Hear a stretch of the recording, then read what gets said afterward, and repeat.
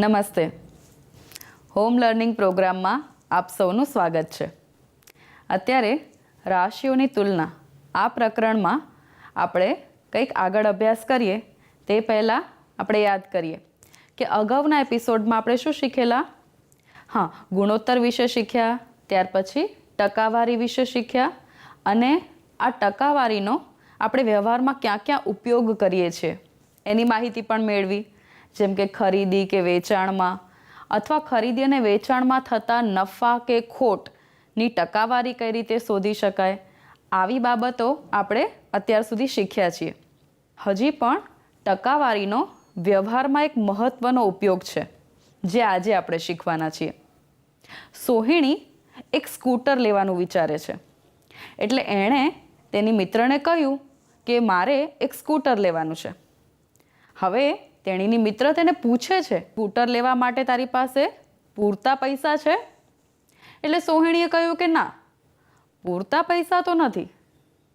તો પછી સ્કૂટર કેવી રીતે લાવવાનું?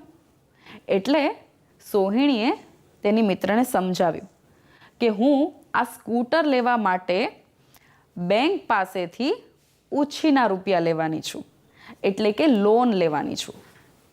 હવે તેની મિત્રને એવો વિચાર આવ્યો કે આ વળી શું છે? બેંક પાસેથી કેવી રીતે લોન લેવાની કે ઉછીના પૈસા લેવાના, આ શું છે? એટલે સોહિણી એને સમજાવે છે કે જ્યારે આપણે બેંક પાસેથી અમુક રકમ અથવા તો લોન લઈએ છીએ, એટલે કે ઉછીના રૂપિયા લઈએ છીએ, ત્યારે બેંક આપણને તે રકમ આપે, પણ આપણે પરત તો કરવી જ પડે ને રકમ. તો આપણે જ્યારે બેંક પાસેથી કોઈ રકમ ઉછીના રૂપિયા સ્વરૂપે લઈએ તો તેને આપણે થોડો સમય સુધી રાખીએ છીએ અને જ્યારે આપણે તેને પરત કરીએ ત્યારે આપણે તે રકમની સાથે સાથે બેંકને અમુક ચાર્જ ચૂકવવો પડે છે.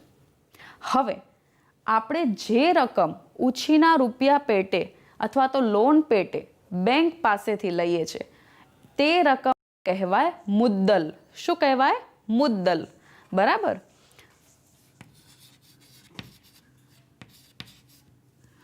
અને આ મુદ્દલ પર આપણે તેને થોડો સમય સુધી રાખીએ અને પછી જ્યારે પરત કરીએ ત્યારે આપણે ચાર્જ ચૂકવવો પડે અને એ ચાર્જને કહેવાય વ્યાજ. શું કહેવાય? વ્યાજ.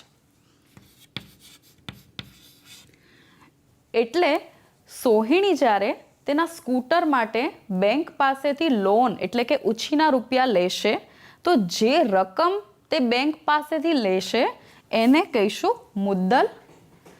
થોડો સમય માટે એ રૂપિયાનો એ ઉપયોગ કરશે અને જ્યારે તે બેંકને પરત કરશે ત્યારે તેણે જે ચાર્જ ચૂકવવો પડશે એને કહીશું વ્યાજ.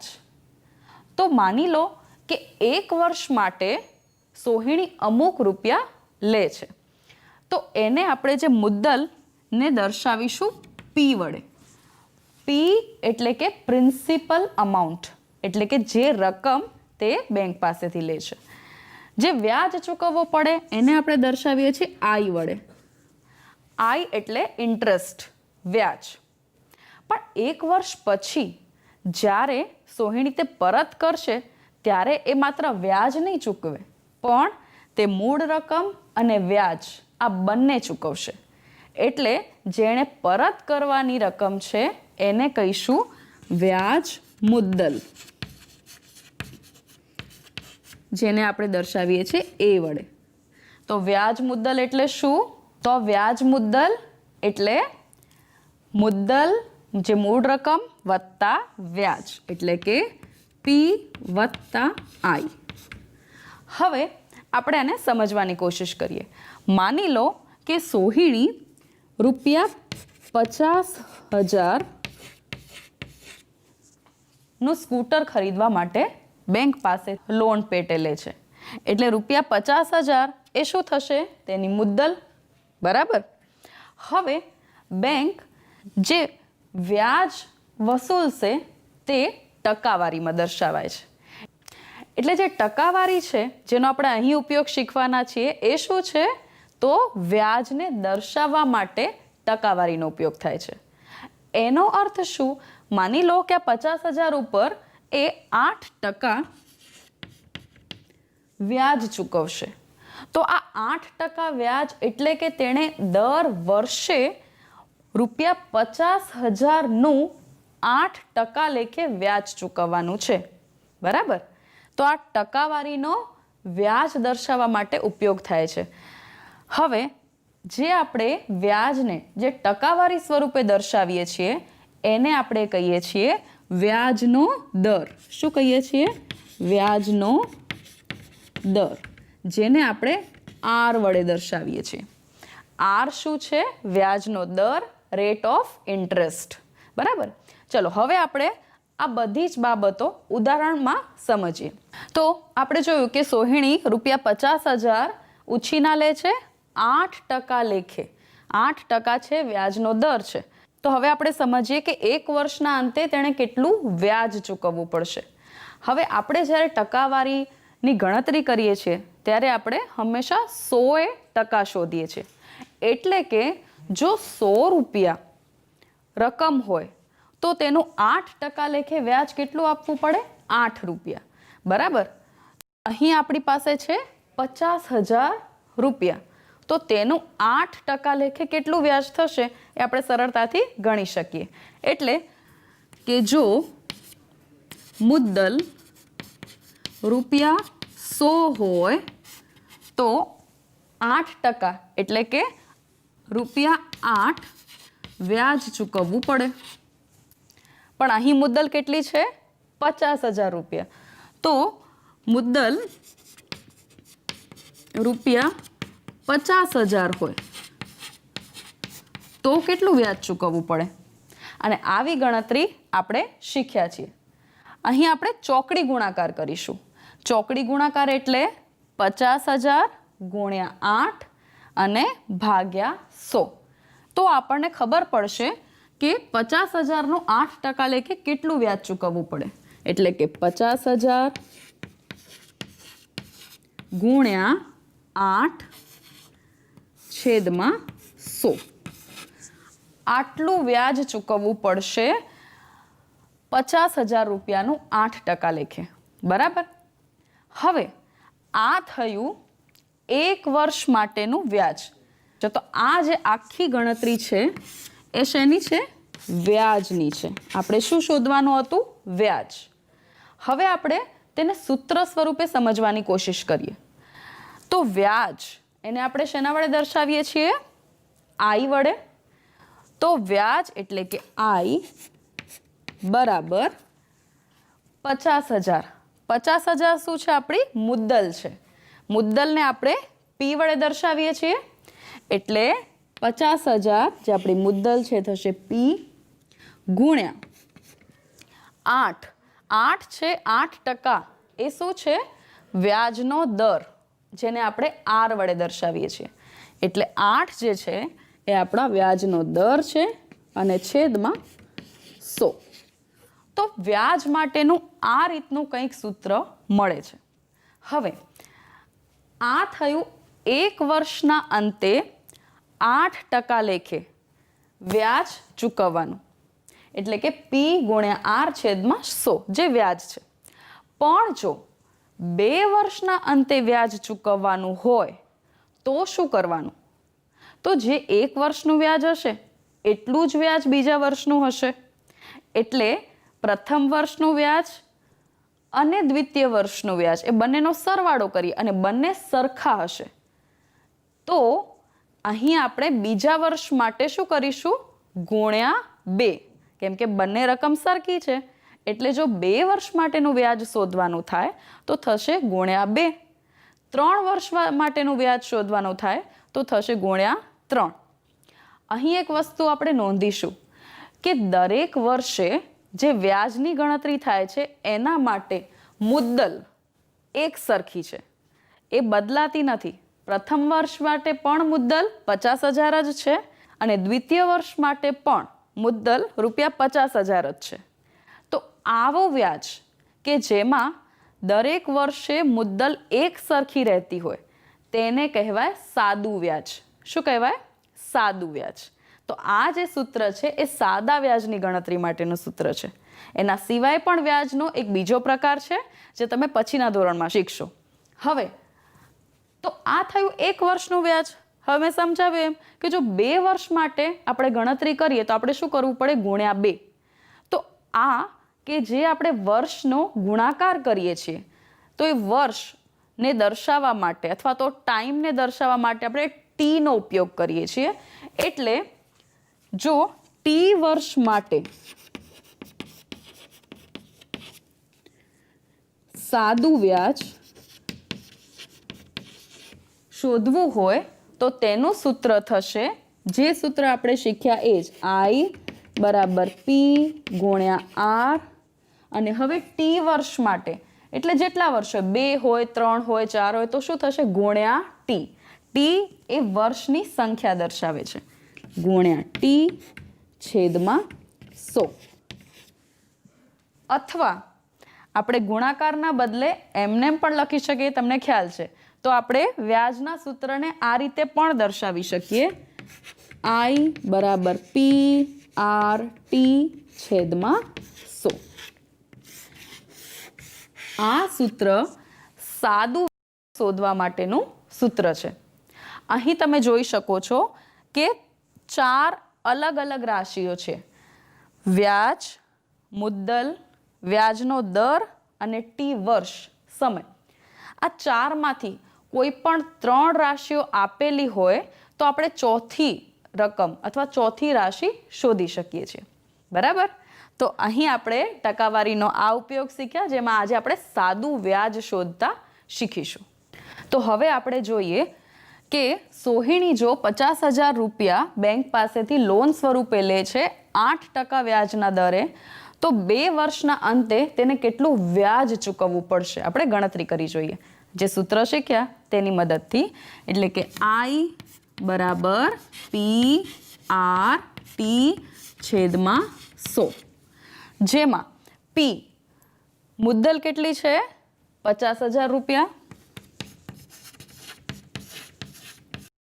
ગુણ્યા R એટલે કે વ્યાજનો દર છે 8%, એટલે કે 8 ગુણ્યા ટી એટલે સમય, વર્ષ, ટાઈમ એટલે 2 વર્ષ છેદમાં 100. આપણે અતિ સંક્ષિપ્ત સ્વરૂપ આપીએ તો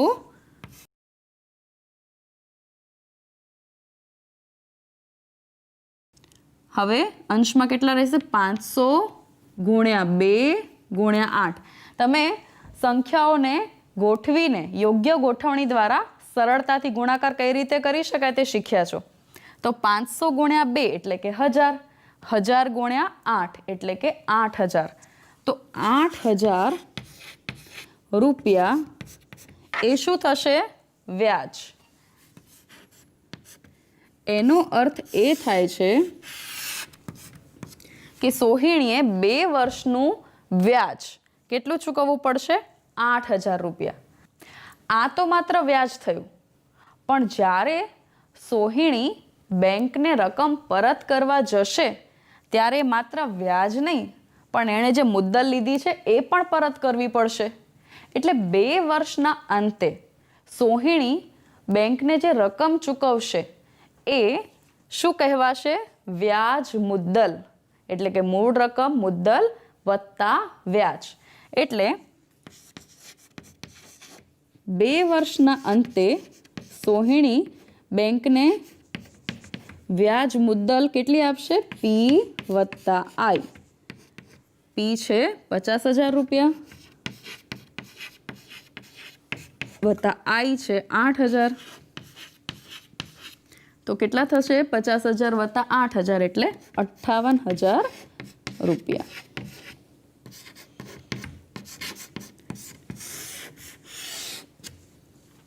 તો આ રીતે આપણે સાદા વ્યાજની ગણતરી કરી શકીએ છીએ. હવે આપણે અન્ય એક ઉદાહરણ જોઈએ. હવે અહીં એક બીજી બાબત સમજીએ કે જ્યારે આપણે બેંક પાસેથી લોન લઈએ છીએ ત્યારે આપણે વ્યાજ ચૂકવવું પડે, પણ જ્યારે આપણી રકમ બેંકમાં જમા હોય તો બેંક આપણને વ્યાજ આપે છે. તમારા બધાના ખાતા બેંકમાં ખુલેલા છે ને? હા. તો હવે આપણે સમજીએ કે જ્યારે આપણી અમુક રકમ બેંકમાં જમા હોય તો તેનું વ્યાજ કેવી રીતે મળશે અને તેની ગણતરી કઈ રીતે કરી શકાય. જુઓ, માની લો કે તમારા બેંક ખાતામાં ₹2400 જમા છે અને વ્યાજનો દર 5% છે. કેટલા વર્ષો બાદ વ્યાજની કિંમત ₹240 થશે? આ આપણે શોધીએ. શું શોધવાનું છે? કેટલા વર્ષો બાદ. હવે આપણે સાદું વ્યાજ શોધતા શીખ્યા છીએ. અહીં આપણે જોઈએ કે મુદ્દલ કેટલી છે? ₹2400, એટલે કે P બરાબર ₹2400. વ્યાજનો દર કેટલો છે? 5%, જેને આપણે શેના વડે દર્શાવીએ છીએ? સરસ, R વડે. R બરાબર 5%. કેટલા વર્ષો બાદ? તો આપણે વર્ષને T વડે દર્શાવીએ છીએ, જે આપણે શોધવાનું છે. અને વ્યાજની કિંમત I કેટલી છે? ₹240. આપણે શોધવાનું છે કે ₹2400 નું 5% લેખે કેટલા વર્ષો બાદ વ્યાજ ₹240 થશે. તો આપણી પાસે સાદા વ્યાજનું સૂત્ર છે. I બરાબર PR/T/100. ગણતરી કરી જોઈએ. P 2400 ગુણ્યા R 5%, એટલે કે 5 ગુણ્યા T શોધવાનું છે એટલે એમને એમ લખીશું /100. અને I પણ આપેલું છે 240. હવે આપણે T શોધવાનું છે એટલે બાકીની બધી રકમને આપણે બરાબરની બીજી બાજુ લઈ જઈશું. આપણે નિયમ શીખ્યા છીએ કે જો કોઈ રકમ ભાગાકારમાં હશે તો તે બરાબરની બીજી બાજુ ગુણાકારમાં જાય, અને જે ગુણાકારમાં રકમ હશે એ બરાબરની બીજી બાજુ ભાગાકારમાં જશે. એટલે કે અહીં 240 તો છે જ. 100 ને જો આપણે બરાબરની બીજી બાજુ લઈ જઈશું તો થશે ગુણ્યા 100, કારણ કે અહીં એ ભાગાકારમાં છે. છેદમાં આપણે T ને આ બાજુ શોધવાનું છે એટલે બાકીની બે રકમ જે T સાથે ગુણાકારમાં છે તે બરાબરની બીજી બાજુ ભાગાકારમાં જશે. એટલે કે 2400 ગુણ્યા 5 બરાબર. હવે માત્ર T જ આ બાજુ રહે છે. ચાલો હવે આપણે અતિ સંક્ષિપ્ત સ્વરૂપ આપીએ. જો અહીં બંનેનો અવયવ 10 છે એટલે 0 આપણે કટ થશે. અહીંયા પણ બંનેનો અવયવ 10 છે. 24/24 એટલે 24 એકમ 24 બરાબર. હવે રહે છે 10/5, 5 દુ 10. તો અંશમાં 2 એકમ 2 અને છેદમાં કંઈ નહીં એટલે 1 તો હશે જ, પણ સામાન્ય રીતે આપણે શું લખીશું? 2. તો 2 બરાબર T અથવા T બરાબર 2. આ 2 શું છે? વર્ષની સંખ્યા છે. એટલે કે T બરાબર 2 વર્ષ. એનો અર્થ શું થાય છે કે ₹2400 ને જો આપણે 5% વ્યાજના દરે બેંકમાં મૂકેલા હોય તો 2 વર્ષ બાદ વ્યાજની કિંમત ₹240 થશે. તો આપણે લખીએ કે 2 વર્ષ બાદ વ્યાજની કિંમત ₹240 થશે. ચલો ફરી એક ગણતરી જોઈએ. હવે જો અગાઉ આપણે શું શીખ્યા? આપેલી મુદ્દલ કે રકમ પરથી સાદું વ્યાજ શોધતા શીખ્યા. ત્યાર પછી જો રકમ અને વ્યાજ આપેલો હોય તથા વ્યાજનો દર પણ આપેલો હોય તો આપણે સમય એટલે કે T શોધતા શીખ્યા. હવે આપણે જોઈએ કે અહીં તો મુદ્દલ આપેલી જ નથી. કોઈ રકમનું વાર્ષિક 5% લેખે કોઈ રકમનું આપણી પાસે રકમ છે નહીં. કોઈ રકમનું વાર્ષિક 5% લેખે 3 વર્ષનું વ્યાજ ₹450 થાય તો તે રકમ શોધો તથા 3 વર્ષના અંતે વ્યાજ મુદ્દલ કેટલું થશે. હવે અહીંયા આપણી પાસે રકમ એટલે કે મુદ્દલ છે જ નહીં, પણ વ્યાજ આપેલું છે તથા વ્યાજનો દર અને સમય પણ છે એટલે ટી પણ છે. તો હવે આપણે સૌથી પહેલાં શું શોધવું પડે? રકમ એટલે કે મુદ્દલ શોધવાની છે અને ત્યાર પછી 3 વર્ષના અંતે વ્યાજ મુદ્દલ કેટલું થશે તે પણ શોધવાનું છે. તો સૌથી પહેલાં આપણે જે આપણને આપેલું છે એ બાબતો નોંધીએ, જેમ કે આર 5% વ્યાજનો દર બરાબર, ટી 3 વર્ષ, વ્યાજ આપણને આપેલું છે આઈ ₹450. આપણે તે રકમ શોધવાની છે. આપણી પાસે સૂત્ર છે એ મુજબ આઈ બરાબર PRT/100. હવે અહીં વ્યાજ છે 450, પી જે આપણે રકમ શોધવાની છે એટલે પી ગુણ્યા આર 5%, ટી છે 3 વર્ષ છેદમાં 100. હવે આપણે પી એટલે કે મુદ્દલ શોધવાની છે, તો તેની સાથે બાકીની જે રકમ છે તેને આપણે બરાબરની બીજી બાજુ લઈ જઈએ, એટલે કે 450 100 જે પી સાથે ભાગાકારમાં છે તે બરાબરની બીજી બાજુ જશે તો ગુણાકારમાં, છેદમાં પી સાથે 5 અને 3 ગુણાકારમાં છે એટલે બરાબરની બીજી બાજુ તે છેદમાં ભાગાકારમાં જશે બરાબર પી. હવે અહીં આપણે અતિ સંક્ષિપ્ત સ્વરૂપ આપીએ.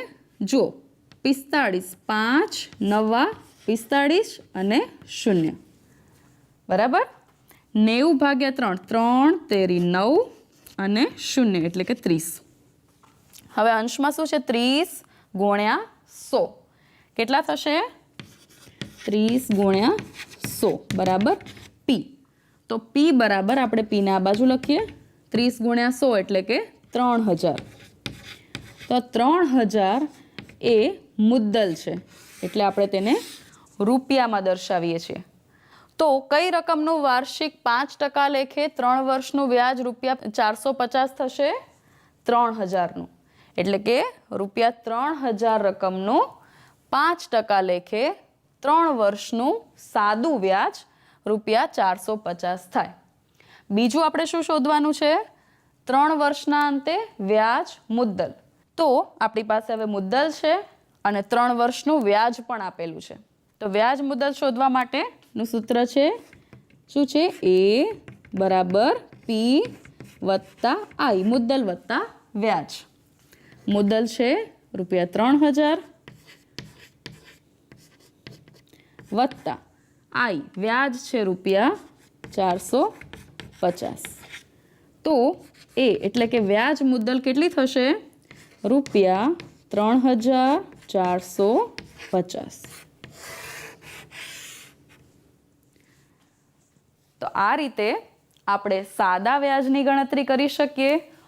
લોન લેતી વખતે અથવા તો ઉછીના પૈસા લેતી વખતે જે ચૂકવવાનો જે ચાર્જ થાય છે, જેને આપણે વ્યાજ તરીકે ઓળખીએ છીએ, તે કઈ રીતે ગણી શકાય તે આપણે શીખ્યા.